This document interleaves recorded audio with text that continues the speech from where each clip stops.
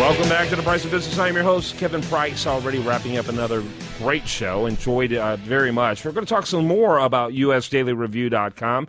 And if you're interested in contributing content to it, we encourage you to send us an email at info@usdailyreview.com. That's info@usdailyreview.com. I have one of the senior editors of it, Steve Parkhurst. He's here on the program today. First time on the show, but it won't be the last. I'm sure we'll be seeing more of you. It's been an interesting project to watch, hasn't it? It has. It's come along slowly but surely, and one of the things that's really interesting about it is the early on is the really diverse content. I've been very surprised to seeing the articles come across that are just a little bit of everything. Yes. Even today I went onto the website and there's an SEO article that I didn't think was going to be about the typical SEO stuff, and sure enough, it wasn't.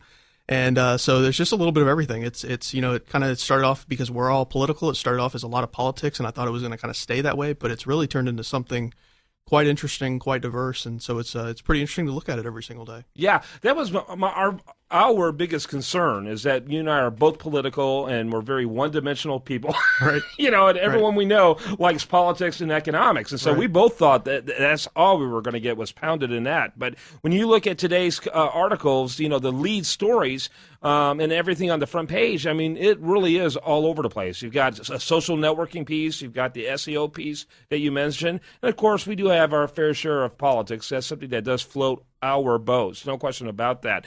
I do want to give props to you, though, Steve, because when you came along, which was about a month ago, if that long ago, to get involved with the project, I had been limping along with it for about 8 or 9 months, and have actually owned the name since 2007. And so, you kind of gathered quickly that I was stuck in perfection, and we weren't going to get perfection. And my nickname for you is "Just Do It," and that's what we've done. And we had what we call a soft launch to minimize our embarrassment. But you know what? It's been a very strong, I think, a very strong site from day one. Yeah, well, the format was it's a pretty simple format to start off with. So it was just a matter of instead of trying to figure out how to be exactly perfect when we start out, it's like, let's get it out there. Let's get people, serious about it. Let's let them know that we are serious about it and that this is moving forward. And let's start getting content out there. So, initially when we started off, obviously we had about 4 stories and we had a whole lot of blank space, a whole lot of white space on there.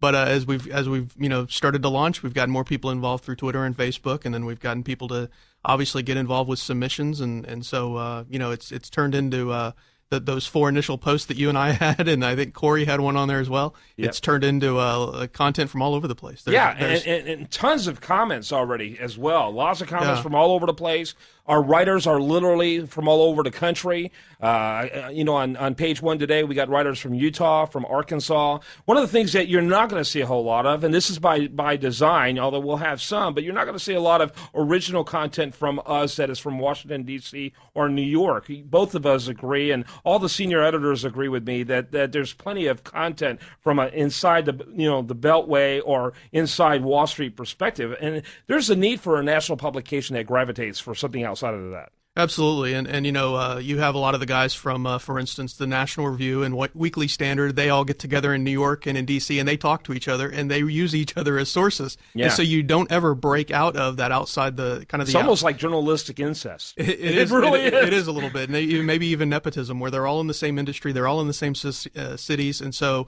you just don't have a lot of unique content coming out of there.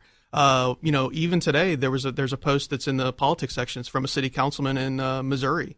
Oh, Ed Hubbard. Yeah. No, Jim Pepper. Yes. It's he's a city councilman. He wrote something about the judicial system, and so it's just again it's interesting. It's outside the box. It's not your traditional. Your HuffPo, your Daily Caller, where everybody's kind of centered in the same cities. This is literally a little bit of content from everywhere. Yeah, Jim Pepper, that's interesting. Yeah, and Ed Hubbard is an attorney right here in Houston that wrote it. I thought a very, very telling article about do states have a right to be wrong, which right. I found that to be an interesting piece, and I do actually think states have a right to be wrong. And what a unique. In fact, that's one of the founders' intentions. Right. When you got 50 states, some are going to be more right than others. Right. And as time goes on, they will all gravitate towards the states that are doing it better. Right, and I think the original intent was for the states to be laboratories. They were supposed to sort of experiment, and they were supposed to, try things that hadn't been tried in other places and see if they worked. And then if they worked, they would move on to the national level if the leaders chose to do it that way. And Ed Hubbard's piece yesterday was very impressive. If you've ever sat and talked with Ed, he's one of the smartest people you'll ever meet, and that's why he's an appellate attorney. That's why he's run for office before. And that article, that's the first of many for us at U.S. Daily Review. So I'm looking forward to whatever Ed sends our way. Yeah, absolutely. You talked a little bit. You have a regular feature called Across the Pond, and I love that. And that's something that you and I kind of collaborated because you were telling me the things you like content-wise, right. And I suggested that idea, and you ran with it, and you've been doing great stuff about it. Tell us a couple of the stories that you've had on there. Kind of tell us how Across the Pond works. Well, it's really just, London is basically 6 hours ahead of us, and so their news cycle, when people are, let's say, waking up at 4 and 5 a.m. to head to work, their newspapers are already published. They're already sitting on the people's doorstep. So that stuff, that content for us comes to us, late in the evenings here. And so it's just kind of me perusing and finding what I consider to be some interesting articles. There were a lot of, especially with the riots a few weeks ago, the riots were a separate story unto themselves. What has come from the riots has been really interesting, where they've talked about the societal problems in the UK. They've talked about some people have called them the feral youth, the people who they've grown up in a nanny state sort of environment where these people don't work. And they had nothing better to do than riot and loot, and for them this was literally their employment opportunities when they were out doing this sort of thing. And so the kind of the aftermath of that has been really fascinating, where you've had politicians and thought leaders coming out and saying, this is what we've got to do to reform this. We've got to put people to work. We've got to reform the tax code. They tax people very heavily over in the UK. So that's mainly what Across the Pond is about, is just looking every day at just 3 or 4 highlights. Obviously we could, there's newspapers there just like there's newspapers here. We could flood that thing with 25 stories every day, but it's really just a focus right now on a few daily stories that happen to come across my computer and I find interesting. So and another interesting perspective is one of our other senior editors, Daniel Jameson, is actually from Scotland. Right. And so that was another, I thought, unique story I didn't see in any Western press, was how the riots disrupted soccer, which is absolutely huge. Right. It's like having your NFL, NBA, and a couple other sports all shut down at the same time. Right. And that's an interesting angle that you got only from there. So, Steve, where's the website where people can get more information about you? You're also very big on social networking and involved in social networking for U.S. Daily Review. How do we get that?